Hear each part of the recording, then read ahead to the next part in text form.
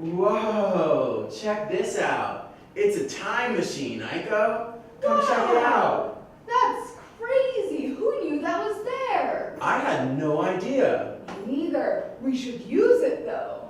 Where should we go? Let me think. Ancient Greece is really cool. The Greeks are kind of lame. Agreed. Dinosaurs?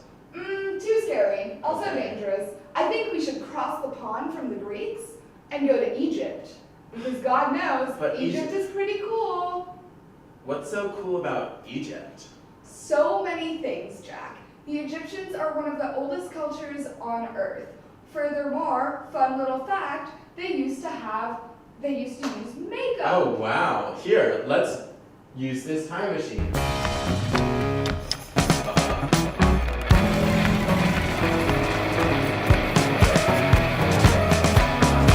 Whoa! This is crazy. We're in Egypt. Look at the pyramids. And the Sphinx. Wow. This is insane. We actually did it. We time traveled. Hell yeah, brah. Huzzah. So cool. But you know what? This isn't Egypt. I mean, it is. But if we really want to experience the history of Egypt, we should probably start at the beginning. Yes. Ready? Time travel!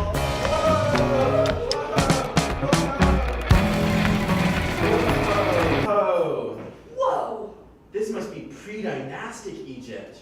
Most definitely. Yo, this is crazy. Wow, we went so far back in time. Hell yeah. So cool. So far back in time, I lost my mind. What? The pre-dynastic period is one of the most interesting periods in Egyptian history and dates from approximately 5,500 to 3,100 BC. The pre-dynastic period can be divided up into four distinct cultures: the Baudarian culture, Naqada I, Naqada II, and Naqada III.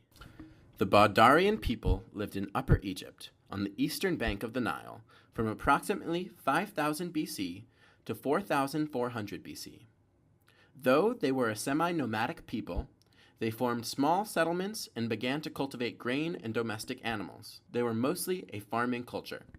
Over the years, archaeologists have discovered a number of tools used by the Bandari people. These tools include axes, sickles, and arrowheads. Archaeologists also found the remains of cattle, dogs, and sheep in cemeteries. Here we see an ancient Baudarian figure of a woman with features carved out of hippopotamus ivory. The Naqadan culture took over from the Baudarian around 4500 BC and became arguably the most important prehistoric culture in Upper Egypt. It is named after the city of Naqada, where many of the archaeological evidence for this period was found. Similar to the Bandari, the culture of Naqada I was also agricultural. However, its unmistakable craftsmanship, particularly illustrated in pottery, set Naqada I apart from the Bandari culture. At first, patterns on pottery were geometrical. In later Naqada I period, they have figure decorations, most frequently showing animals, particularly those of the Nile Valley, such as hippopotamuses and crocodiles. Occasionally, the decoration consists of scenic compositions, including human figures, which for the time was rare. The Naqada II period began around 3500 BC. This culture mastered the art of agriculture and the use of artificial irrigation, and no longer needed to hunt for their food. The people started to live in towns, not just villages, creating areas of higher population density than ever before. The culture continued to develop their artistic tendencies, creating new styles of pottery. Many animal-shaped and shield-shaped palettes have been recovered. They form a clear link in the development towards the ceremonial palettes of the early dynastic period. Naqada III was a short period from 3200 to 3000 BC, which is often referred to as the Proto-Dynastic period. During this period, there is a marked difference between the culture of Upper and Lower Egypt. One of the most important archaeological finds from this period is known as the Narmer Palette. The Narmer Palette contains some of the earliest hieroglyphic inscriptions ever found and is thought to depict the unification of Lower and Upper Egypt under the king Narmer. Wow, that's so cool. Totes. But do you know where we should go next? Tell me. The early dynastic period. Oh my god, so down. Let's do this. Time travel! Yeah. Whoa! Wow. We're in a cemetery. This must be Abydos. Oh my god, I've always wanted to go to Abydos. Well, here we are now. Time travel. The early dynastic period of Egypt immediately follows the unification of Lower and Upper Egypt, and includes the First and Second Dynasties. The most important archaeological site from the early dynastic period is Abydos. During the early dynastic period, the capital moved from Abydos to Memphis. However, Abydos remained an important religious site for Egyptians. Abydos was the burial place for the first kings of a unified Egypt. The pre-dynastic cemetery is located on the low desert. Pre-dynastic Cemetery U in the north, Cemetery B in the middle with the royal tombs from Dynasty 0, and the early First Dynasty. One of the most interesting things about Abydos is the presence of subsidiary tombs. These subsidiary tombs lead archaeologists to believe that mass human sacrifice may have been present in early dynastic Egypt. One of the most interesting archaeological discoveries was the discovery of the Abydos boats. These boats were discovered in 2000 and number 14 in total. They are not the oldest boat remains to be discovered in Egypt, but they are extremely important to the history of Egyptian boat design and nautical architecture. These boats were thought to be left as an offering for deceased kings to use in the afterlife. Another interesting thing about Abydos is the presence of el-Ka'ab, or Mother of Pots. This whole area is littered with broken pot shards and offerings made in earlier times to deceased kings. Wow, that's so sweet. But do you know where we should go next? Let me know. The Old Kingdom. Hells to the yeah. Woo, time travel! Whoa! Wow. This must be the pyramids. Totally. Would you look at them? They're actually being built. Crazy! So cool. Crazy pyramids. Crazy pyramids. The Old Kingdom encompasses the 3rd, 4th, 5th, and 6th dynasty. Today, the pyramids are one of Egypt's biggest attractions.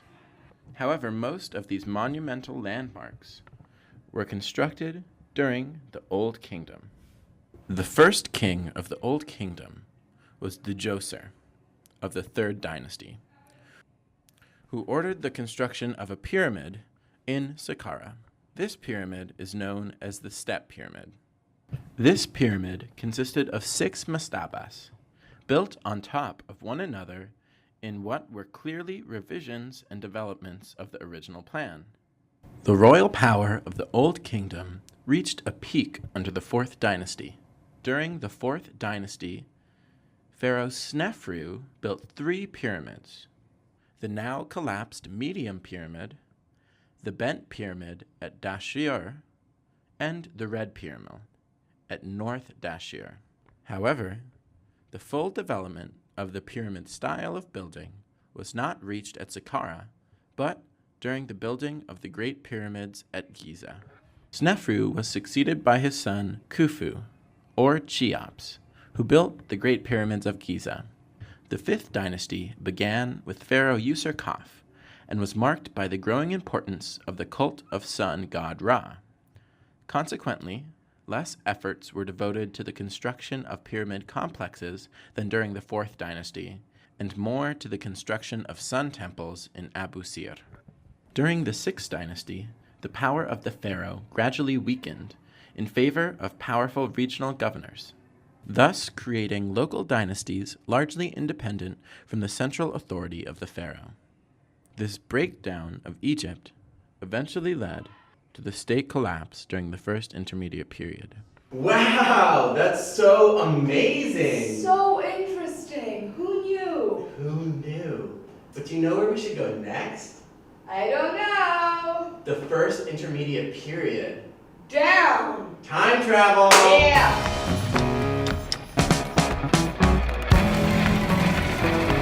Whoa! Wow. Check it out!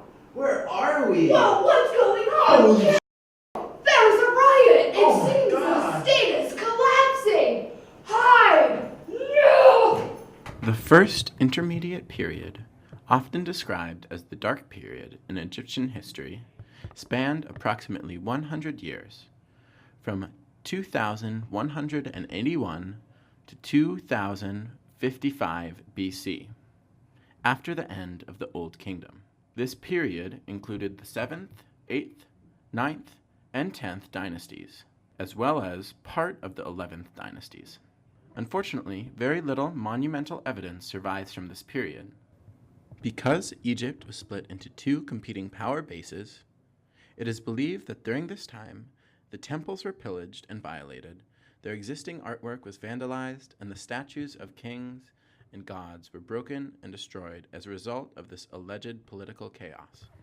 Once again, Egypt was split into two ruling powers, Lower Egypt and Upper Egypt. Upper Egypt's capital being Memphis, and Lower Egypt's capital being Thebes.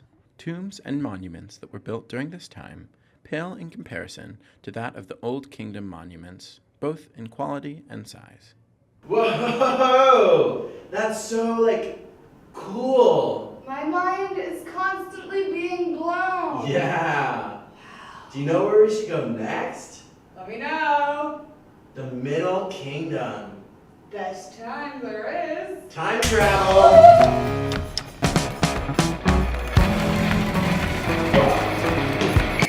The Middle Kingdom of Egypt is the period in history of ancient Egypt between about 2000 BC and 17,000 BC, stretching from the establishment of the 11th dynasty to the end of the 12th dynasty. After the collapse of the Old Kingdom, Egypt was split in two, up until the end of the First Intermediate Period.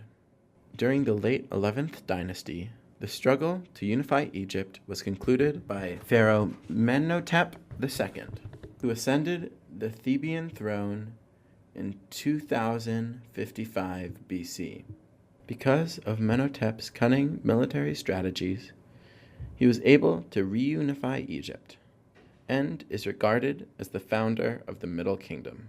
Menhotep also built a very unusual funerary complex.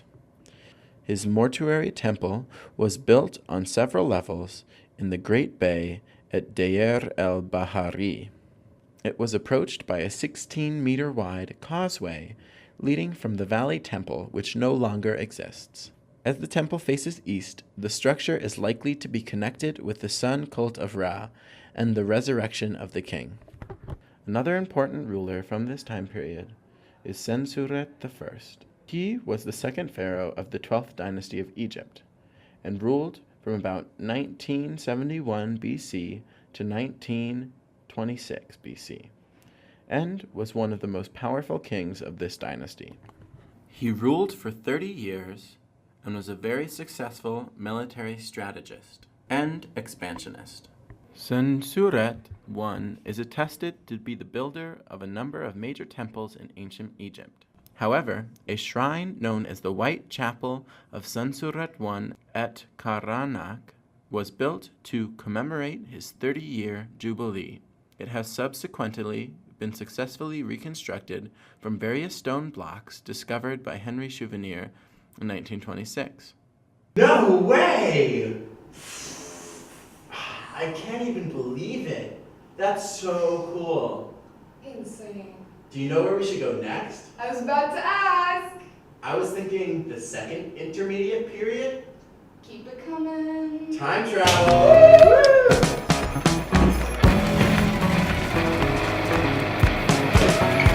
Whoa! Wow! This must be the second intermediate period. The second intermediate period marks a period when ancient Egypt fell into disarray for a second time, between the end of the Middle Kingdom and the start of the New Kingdom. It is most well known as the period when the Hyksos made their appearance in Egypt, and whose reign comprised the 15th dynasty. The Hyksos were a people from West Asia who took over the eastern Nile Delta, ending the 13th dynasty of Egypt and initiating the second intermediate period. The Hyksos first appeared in Egypt in 1800 BC during the 11th dynasty and began their climb to power in the 13th dynasty. By the 15th dynasty, they ruled Lower Egypt, and at the end of the 17th dynasty, they were expelled. The Hyksos' success in taking over Egypt can be accredited in part to their introduction of horses and chariots, as well as the composite bow and improved battle axe. These technological advances gave them the upper hand when battling Egyptians. The Hyksos claimed their capital city as Tel El Daba in the Nile Delta region of Egypt. The tomb styles and methods used to bury the dead in Tel El Daba were different than generic Egyptian burial rituals. Servant and donkey burials are recognized as remarkable burial practices of Tel El Daba. The Hyksos? Oh no! Let's get out of here before we get shot with an arrow. Time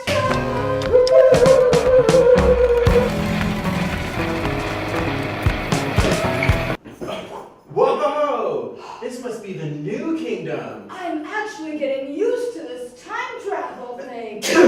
Oh, maybe you're not. The New Kingdom of Egypt, also referred to as the Egyptian Empire, is the period in ancient Egyptian history between the 16th century BC and the 11th century BC, covering the 18th, 19th, and 20th dynasties of Egypt. This period was Egypt's most prosperous time and marked the peak of its power. One of the most interesting leaders from this period was Hatshepsut. She was the fifth pharaoh of the 18th dynasty of Egypt, and is generally regarded by Egyptologists as one of the most successful pharaohs, reigning longer than any other woman of an indigenous Egyptian dynasty. The mortuary temple of Queen Hatshepsut is located beneath the cliffs at Deir el-Bahari, on the west bank of the Nile, near the Valley of the Kings. The mortuary temple is dedicated to the sun god Ra, and is located next to the mortuary temple of Mentuhotep II, which served as inspiration. This temple is considered especially important because it is considered the closest Egypt came to classical architecture. Another important ruler from this dynasty was Pharaoh Akhetaen from the 18th dynasty. He ruled for 17 years and is especially noted for abandoning traditional Egyptian polytheism and introducing worship centered on the Aten, which is sometimes described as monotheistic. Under the pharaoh Akhetaen, the capital of Egypt was reestablished and built in Akhetaen. Today, the remains of this site are known as Tel El Amaran. One of the most interesting architectural feats from the mid-New Kingdom is known as the Karnak Temple Complex, and comprises a vast mix of decayed temples, chapels, and other buildings. Although construction began in the Middle Kingdom and continued into the Ptolemaic period, the most lavish buildings date from the New Kingdom. Another important site from this time period is known as Deir el-Medina, and is an ancient Egyptian village which was home to the artisans who worked on the tombs in the Valley of the Kings during the 18th to the 20th dynasties of the New Kingdom. The site is located on the west bank of the Nile, across the river from modern-day Luxor. The settlement was home to a mixed population of Egyptians, Numidians, and Asiatics who were employed as laborers. We should probably get out of the New Kingdom. Exactly what I was saying, because... King Tut. And his curse. And I'm not about to get cursed by some king that I don't even know. So let's get out of here. Get out! Time travel!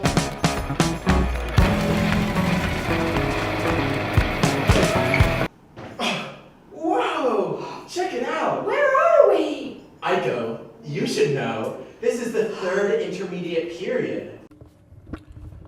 The third intermediate period of ancient Egypt begins with the death of Pharaoh Ramses XIV, ending the New Kingdom. The period was one of decline and political instability, marked once again by the division of state and by conquest rule by foreigners. However, many aspects of life for ordinary Egyptians changed little. One of the most date-specific sites from this period is known as Tanis. Tanis was a city in ancient Egypt and served as a parallel religious center to Thebes in the third intermediate period. Tanis's creation was most likely due to the splitting up of the Nile branch, which ran by Pi Ramses, forcing people to seek another area with access to water. Later on, Tanis would become known as the Thebes of Lower Egypt. Today, Tanis lies in ruins, however, is still a hot tourist destination. Oh, that's so cool. You know where we should go next? Tell me! The Greco-Roman period. Oh my god, so cool! We finally get to see some Greeks, which I like. Oh.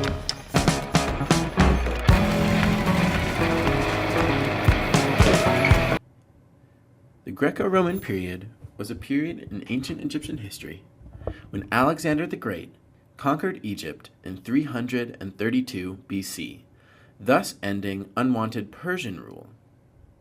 The Egyptians willfully accepted him as pharaoh because he adopted the Egyptian kingship and religion. Among other building projects, Alexander laid the foundations of a new city called Alexandria on the Mediterranean coast, which became the new capital of Egypt.